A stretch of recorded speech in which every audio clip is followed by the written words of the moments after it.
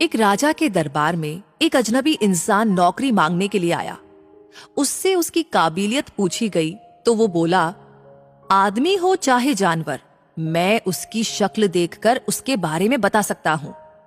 राजा ने उसे अपने खास घोड़ों के अस्तबल का इंचार्ज बना दिया। चंद दिनों के बाद राजा ने उससे अपने सबसे महंगे और मनपसंद घोड़े के बारे में पूछा। उसने कहा, हुजूर, ये घोड़ा नस्ली नहीं है। राजा को हैरानी हुई। उसने जंगल से तुरंत घोड़े वाले को बुलाकर पूछा। उसने बताया, घोड़ा नस्ली तो है, पर इसकी पैदाइश पर इसकी मां मर गई थी। ये एक गाय का दूध पीकर उसके साथ पला है। राजा ने अपने नौकर को बुलाया और पूछा, तुमको कैसे पता चला कि घोड़ा नस्ली नहीं है? उसने कहा, जब ये घास खाता है तो गायों की तरह सर नीचे करके, जबकि नस्ली घोड़ा घास मुंह में लेकर सर उठा लेता है। राजा उसकी काबिलियत से बहुत खुश हुआ। उसने नौकर के घर अनाज, घी, मुर्गे और अंडे बतौर इनाम भिजवा दिए और उसे अपने महल में तैनात कर दिया। चंद दिनों बाद राजा ने उससे रानी के बारे में राय मांगी।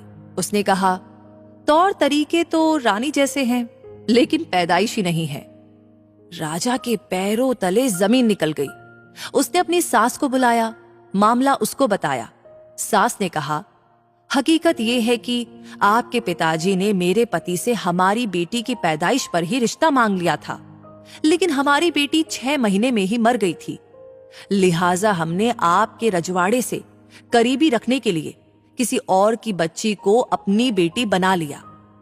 राजा ने फिर अपने नौकर से पूछा, तुमको कैसे पता चला?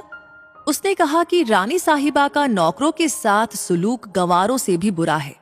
एक खानदानी इंसान का दूसरों से व्यवहार करने का एक तरीका होता है जो रानी साहिबा में बिल्कुल भी नहीं है। राजा फिर उसकी पारखी नजरों से खुश हुआ और बहुत सा अनाज, भेड़ बकरियां बतौर इनाम दी। साथ ही उसे अपने दरबार में तैनात कर दिया। कुछ वक्त गुजरा। राजा ने फिर नौकर को बुलाया और अपने खुद के बारे में पूछा।